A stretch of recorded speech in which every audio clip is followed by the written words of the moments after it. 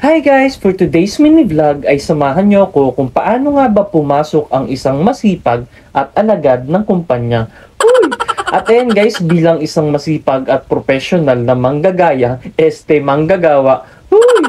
Ayan guys, as masipag na empleyado, syempre maaga ako maalis ng bahay para maaga din ako makarating ng office for today's video. At ayan guys, nandito na nga ako sa Anonas LRT dahil ang biyahe ko ay from Anonas going to Tugigaraw. Uy! At ayan guys, from Anonas to Cubao LRT nga ang unang biyahe ko at kung mapapansin nyo is medyo madilim pa. Kasi nga maaga ako maalis ng bahay like 5 AM in the morning kasi nga masipag tayo for today's video. Uy! At then guys, shout out sa mga maaga pumasok ng trabaho na hindi alam ng mga magulang mo kung gaano kahirap at kumayo dito sa ibang bansa makapagpadala lamang. Uy! At ayan guys, nandito naman ako sa MRT Cubao Station going to Ayala Station. To be honest lang guys, hindi naman talaga dito yung way ko papasok ng trabaho kasi madalas nakikita ko na palaging mahaba ang pila at sobrang siksikan. Pero nung nag-try ako na dito dumaan, I would say na okay naman pala. Like, all my life was a lie. Uy! One of the good thing about MRT is that malamig yung train, as in malakas yung aircon, as in parang ibubuga pati yung alikabok sa mukha mo. Uy!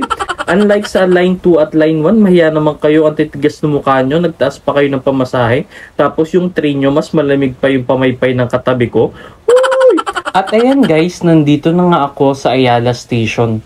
At syempre guys, hindi pa dito natatapos ang aking travel for today's video.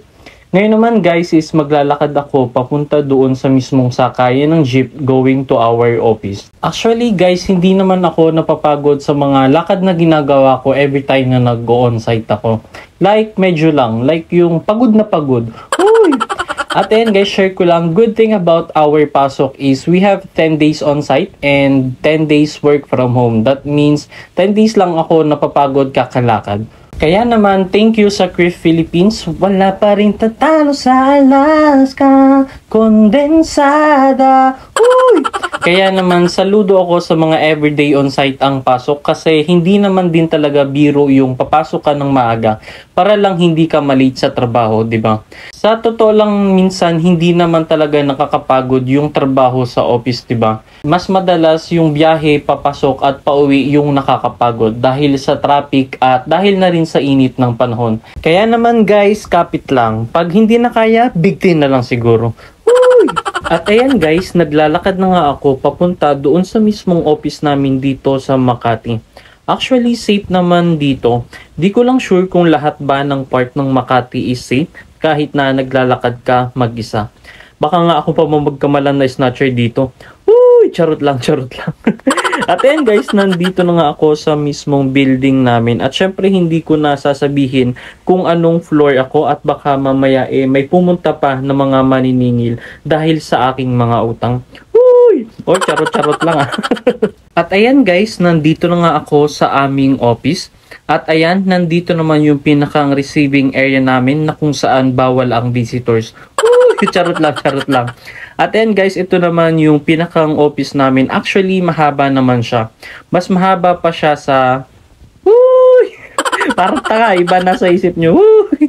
So ayan guys, mayroon pang mga rooms yan sa gilid. At mukha lang maliit. At syempre, yung bathroom namin... Bathroom? Syempre, yung bathroom namin is nandun pa sa kabilang building. Ayan, charot lang, charot lang.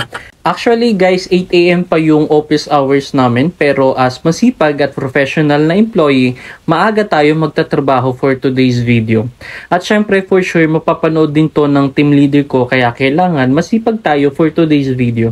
Uy! Share ko lang guys, maaga ako nagta-time in mga 6:30 AM pero di alam ng team leader ko, mga 10 AM pa lang umuwi na ako.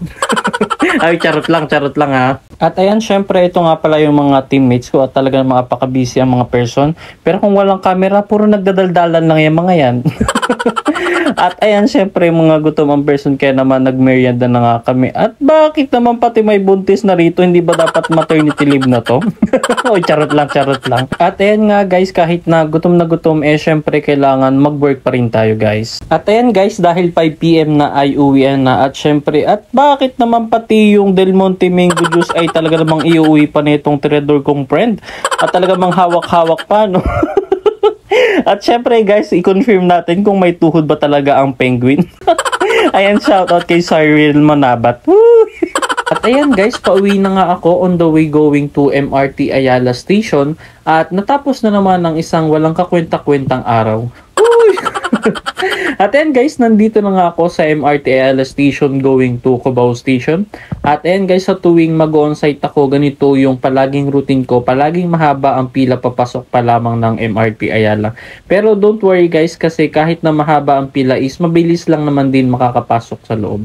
At ayan guys, nandito na nga yung train going to Davao City.